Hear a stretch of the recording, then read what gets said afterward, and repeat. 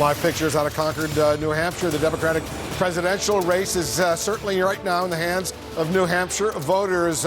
Live pictures once again coming in from Concord on this very important primary night. We're back here in the CNN Election Center. I'm Wolf Blitzer. Voting is starting to wind down in New Hampshire. We're about an hour away from the first results when most polling places close across the state.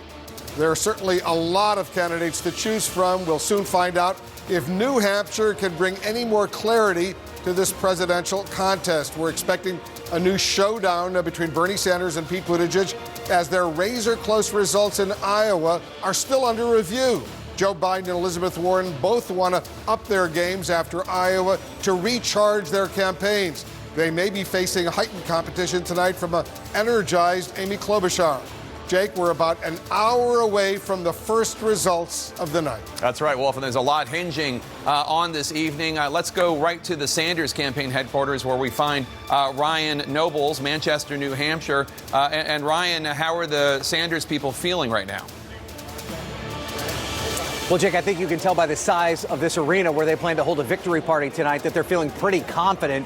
And I talked to Senator Sanders earlier today. He's managing his expectations, stopping short of saying that this state is a must-win, but they certainly feel confident. This is a state he won handily 4 years ago. It's also a state of which he is the neighboring senator in the state of Vermont. In fact, the Sanders campaign already thinking about the future. After this primary tonight, Senator Sanders plans to travel to two important Super Tuesday states. On Friday, he'll make a trip to North Carolina and then on to Texas.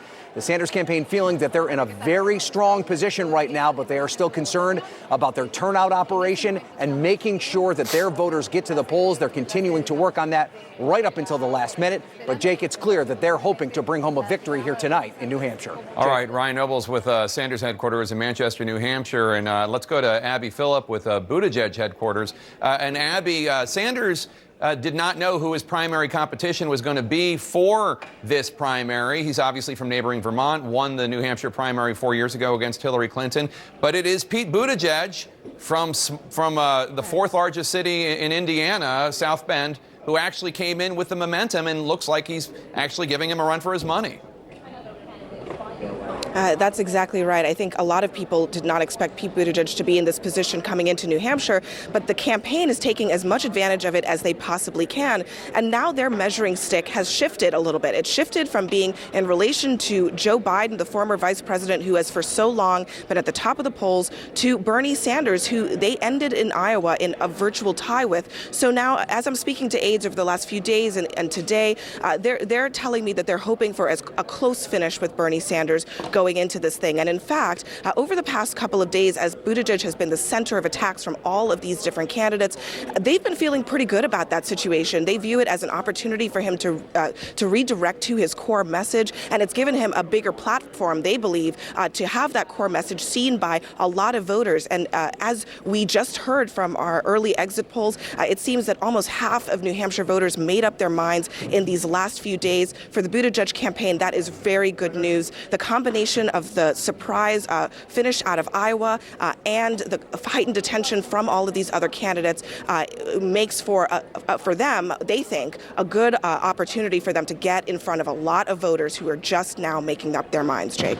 All right, Abby Phillip, thanks so much. And as Abby noted, we have some early exit poll results. The polls are still open in New Hampshire, so we're not telling you about the candidates, but we are looking at the electorate, and David Chalian has more for us on that. Jake, one of the most interesting questions we asked voters as they left the polls today in New Hampshire is, what quality in these candidates are you looking for the most? What really do you want from these candidates? Take a look at the big winners here. 35% of the electorate said looking for someone who can bring needed change. Almost an equal share of the electorate are looking for somebody who can unite the country. These are really the two different messages we've seen from Sanders talking about revolution and from the Klobuchar, Biden, Buttigieg wing of the party talking much more about uniting the country. 19% said looking for somebody who cares about people like me, and only 7% are looking for a fighter. We should note liberals are driving the folks that want needed change. The moderates and conservatives are driving the desire for a uniter.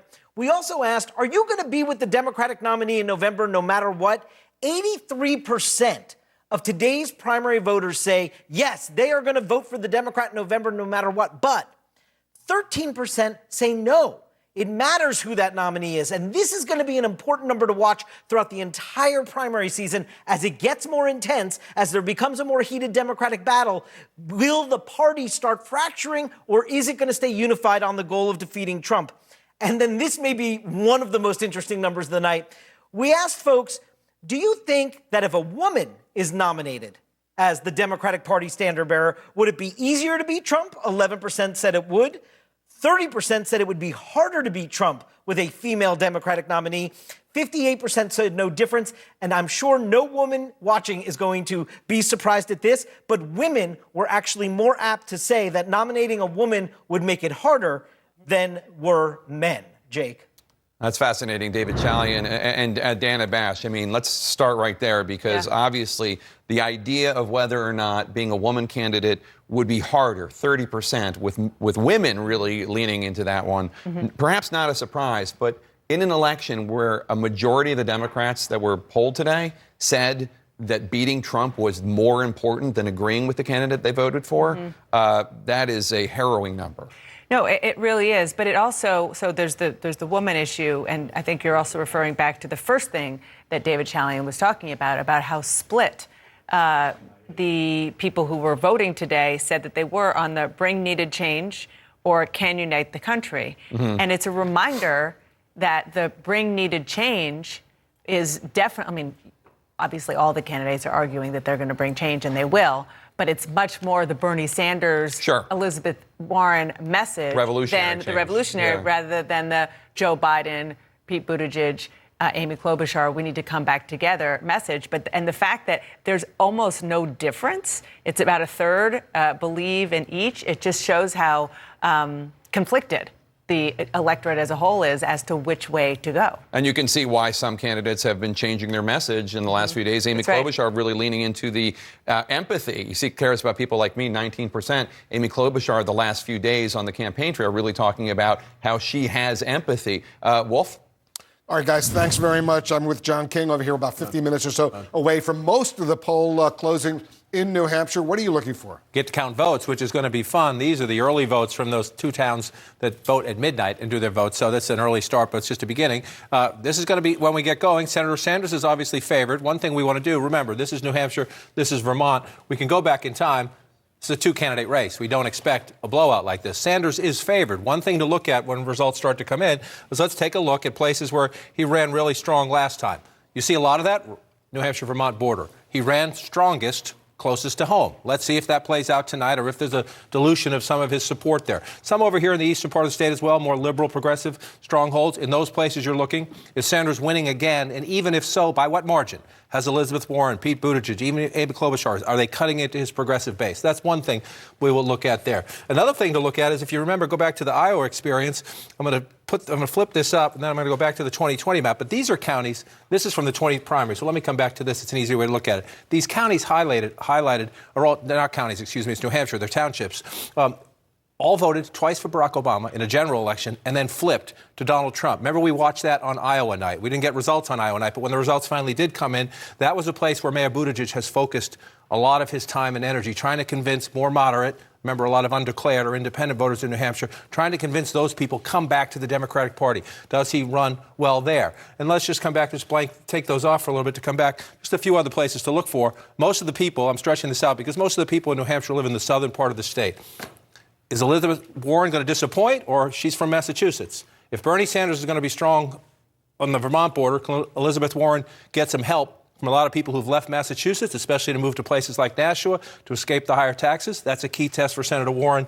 And when you're talking about this late energy around Buttigieg, around Klobuchar, they focus a lot of time here. They focus a lot of time in Manchester, which is the largest population center. And Wolf, just one way we can get a hint early on when these votes come in.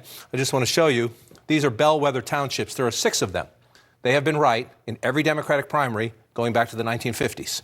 So it's a quick way it's a cheat sheet, if you will, to see if one candidate is winning all of those 6. New Hampshire's following tradition. If we see a mix of colors in those 6 throughout the night, we'll know we're going to be here a little while having some fun. And the populated areas, as you point out, in the south, especially in the southeastern part of the state. Yes, you come up here essentially from, I'm going to stretch it out again just so you can see it. Concord is the state capital. Beautiful towns up here, but the majority of the people live here. Manchester to the south, over here to the sea, Portsmouth, Rye by the sea here. I put a line right through Nashua there the way I drew it, so I'm going to undo it and do it again just to note that you have here urban areas, the suburbs around Manchester.